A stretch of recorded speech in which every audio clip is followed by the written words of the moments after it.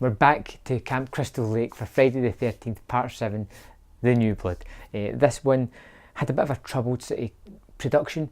Initially they were going to try and get Freddy and Jason together, and this is when the first iterations of that kind of happened. They had a few scripts, but they couldn't work out between Paramount and New Line what was going to do what type of things. So Freddy and Jason didn't appear.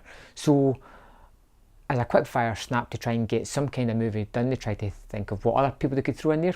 Carrie White from Carrie movie, changed the name about a little bit and put a telekinetic girl into the sort of adversary mark for Jason. And that's pretty much what we have. We have Tina and her mother at the start, and Tina's a young girl who has this telekinetic power, and somehow she makes her kind of dad die almost. And then we jump a few years to she's a teenager, she's coming back to Crystal Lake. There's another cabin there. It's, would you believe it, a group of horny teenage kids have just happened to be there at the same time. Tina is there with her doctor and her mum.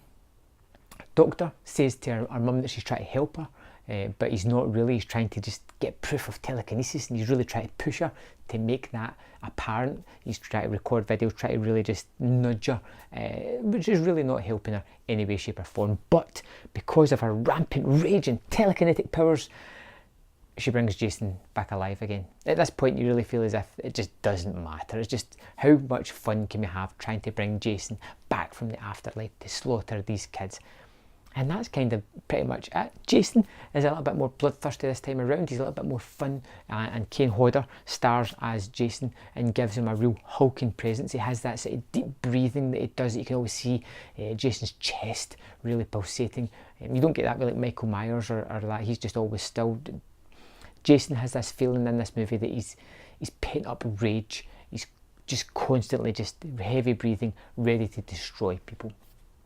The inclusion of the whole telekinesis just feels silly, but the movie's getting to the kind of silly stages now that it doesn't really matter, and it kind of adds something new-ish to it, especially at the end of the movie.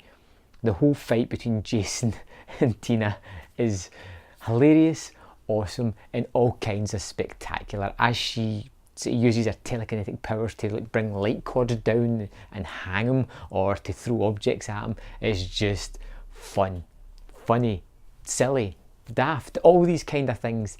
But it doesn't mean it's bad, does it? Jason in this one, like I said, kills a lot of people, kills them in a lot of fun fashion, and this is one of my favourite kills of the entire series. A lot of people's favourite kill, with the girl in the sleeping bag that Jason just picks up and whacks against a tree.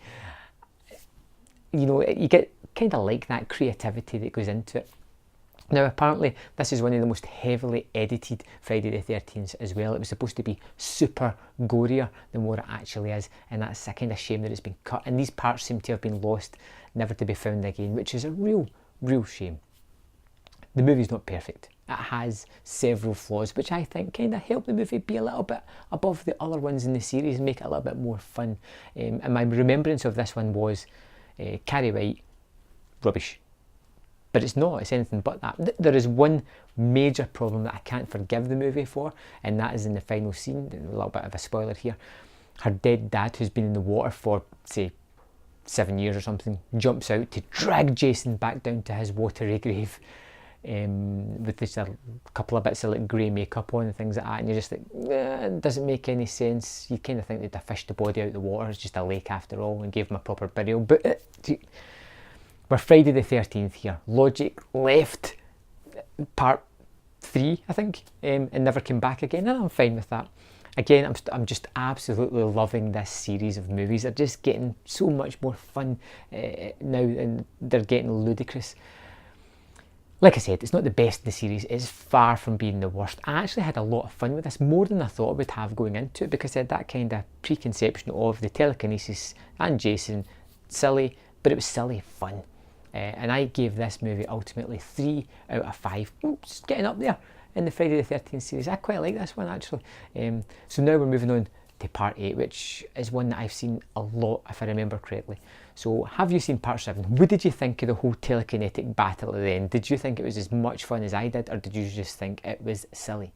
Let me know in the comment box below, and I'll see you next time on Man vs Film.